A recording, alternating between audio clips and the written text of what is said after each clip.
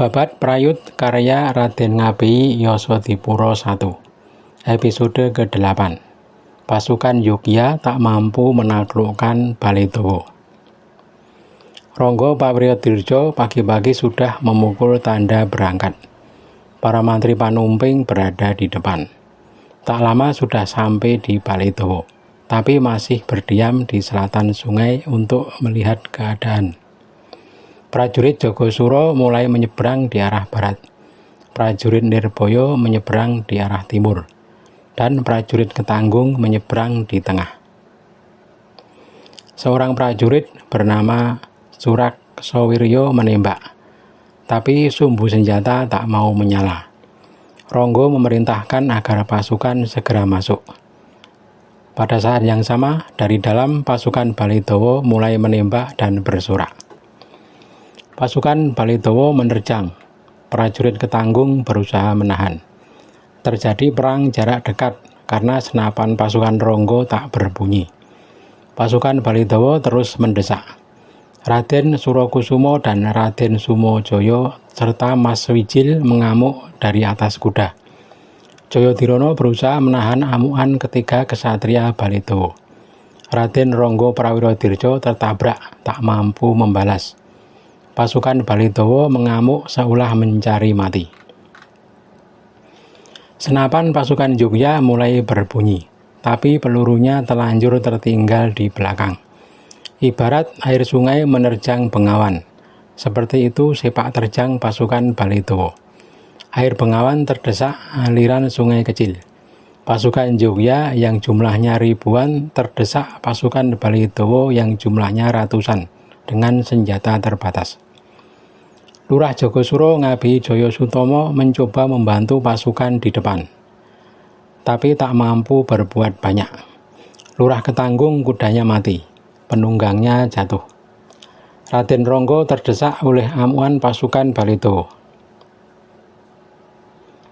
Hati pasukan Yogya menjadi ciut, patah semangat mereka, tak mampu bangkit lagi.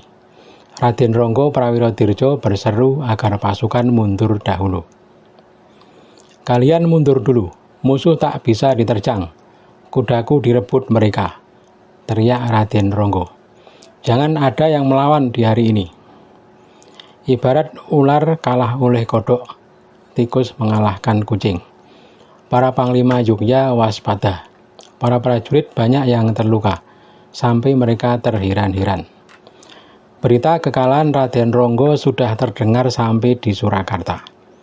Sang Raja Surakarta segera mengirim gandek utusan kepada dua panglima yang masih berada di Blora, Ki Mangkuyuda dan Ki Jayanagara, agar keduanya membantu Rangga Prawiradirja di Baledawa. Singkat cerita, gandek sudah sampai di markas pasukan Surakarta, lalu segera menyampaikan perintah sang raja. Ki Mangkuyuda dan Ki Jayanagara segera menabuh tanda perang. Pasukan Yogya yang masih bergabung di Blora juga ikut berangkat di bawah pimpinan dua penggawa, Tumenggung Kartonadi dan Tumenggung Martoloyo. Pada malam hari, pasukan dari Blora sudah sampai di markas pasukan Rangga Prawiradirja. Pasukan Baledawa pun bersiap menghadapi kedatangan musuh yang kini jumlahnya berlipat ganda. Pagi hari, pasukan gabungan Yogya Surakarta menerjang. Baledawa ditimbun peluru.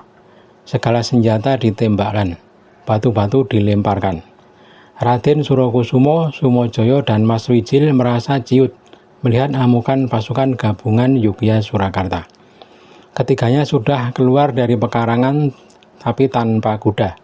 Terdengar teriakan dari markas Baledawa bahwa ketiga pimpinan mereka sudah lari. Para prajurit Baledawa pun berlarian menyusul tuan mereka. Pasukan gabungan terus mengejar. Kini mereka ibarat berburu kijang. Ketiga kesatria Baledawa terus berlari. Dua orang tampak memegang tombak. Seorang lagi terus menembak ke arah para pengejar. Ketiganya tampak tenang dan nyaman. Rangga Prawiradirja berseru, "Kalian pelan-pelan saja dalam mengejar." Senapan mereka bertuah. Satu kali tembakan seperti peluru satu bakul. Jangan terlalu dekat, kalian buntuti saja.